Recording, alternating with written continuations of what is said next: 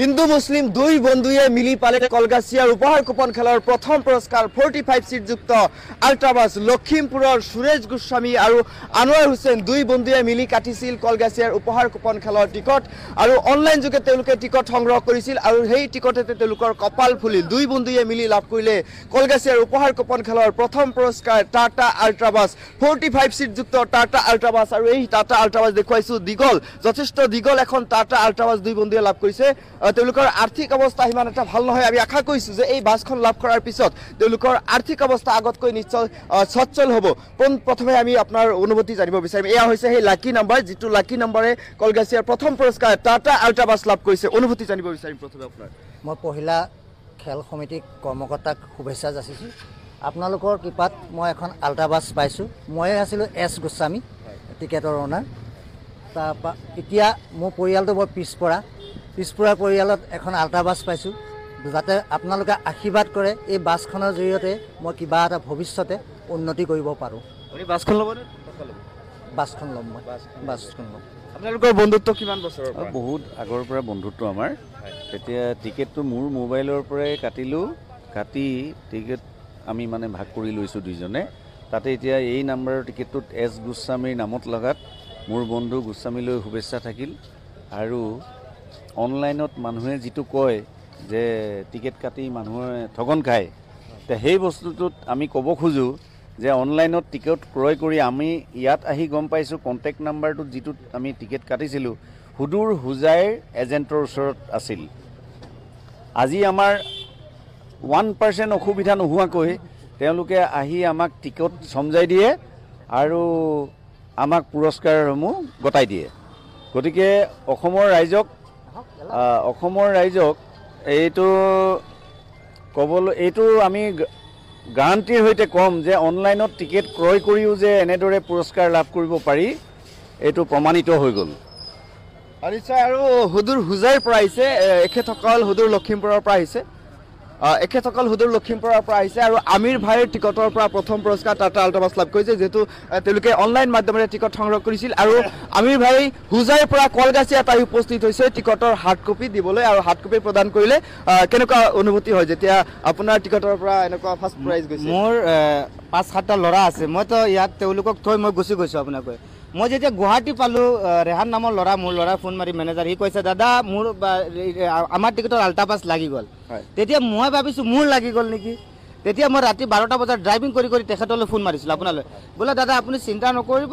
মোৰ হাতত আপোনাৰ টিকেট আছে মই ঘৰ গৈ আছোঁ হুজাই আহি পিছদিনাখন দিম বৰ্তমান জ্বৰ লৈ মই ৰাতি ড্ৰাইভ কৰি আহি তেখেতসকলক টিকেটখন সমজাই দিলোঁ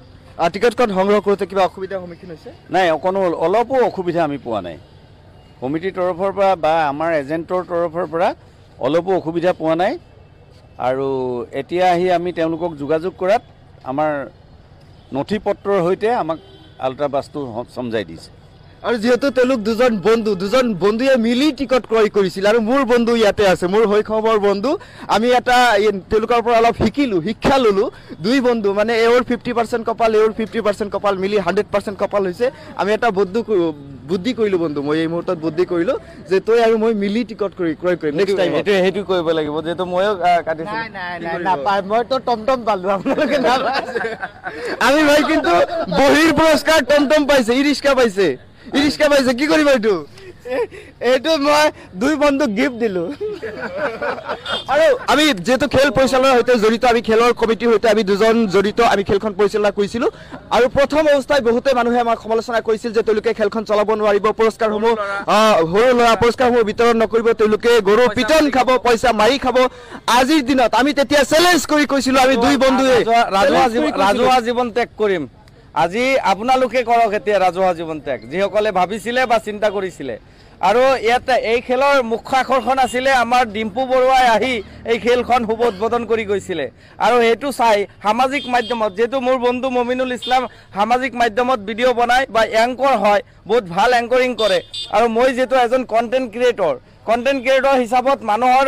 বিভিন্ন সময়ত আমি দুখীয়া মানুহৰ আগত থিয় হৈছোঁ দৰিদ্ৰ মানুহৰ আগত থিয় হৈছোঁ, জটিল ৰোগত আক্ৰান্ত হোৱা মানুহৰ আগত থিয় দিছোঁ। আৰু এইটো আমাৰ মূল উদ্দেশ্য আছিল যে হেল্পলাইন ফাউণ্ডেশ্যনৰ সৌজন্যত এটা বিনামূলীয়া দুখীয়া মানুহৰ কাৰণে এম্বুলেন্স বিতৰণ কৰি দিম, যাৰ পৰিপ্ৰেক্ষিতত দুখীয়া মানুহৰ লাভ হ'ব। আৰু এইটো উদ্দেশ্য লৈ চাগে কাম কৰাৰ কাৰণে আজি ছাকচেছ হৈছোঁ আৰু গৌৰৱ অনুভৱ কৰিছোঁ। আৰু বিশেষকৈ এই দুই বন্ধুৰ কথা শুনি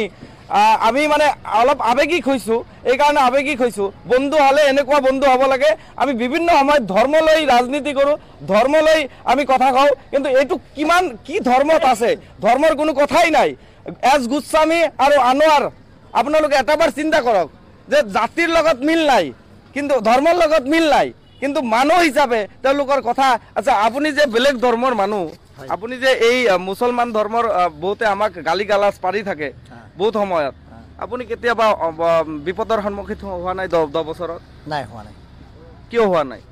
মানে বিপদৰ সন্মুখীনটো ধেৰ হৈছোঁ, কিন্তু এই মুছলমানৰ লগত নাই, হোৱা নাই। কিয় হোৱা নাই? হোৱা নাই মই মানুহক ঘৃণা নকৰোঁ, কাৰণে মই সন্মুখীন হোৱা নাই। এইটোই কথা। একেলগে বহি ভাত খোৱা দুজন মানুহ, একে একে বাচনত খায় এতিয়া। আৰু মই এজন হিন্দু মানুহ, গোস্বামী মানুহ, মই নিজে কলিতা মানুহৰ ছোৱালী বিয়া পাতিছোঁ। কলিতা মানুহৰ ছোৱালী বিয়া পাতিছে? ল' কাষ্টৰ ছোৱালী মই নিজেই বিয়া পাতিছোঁ। যিমান দূৰ শুনিছোঁ ঘৰত আৱেগিক হৈ পৰিছে। হয়, মিছেছে কালি পৰহি পৰা কান্দি আছে। বাছ পোৱাৰ কাৰণে নহয়, তাত ফূৰ্তিত তেওঁ বুজাব পৰা নাই,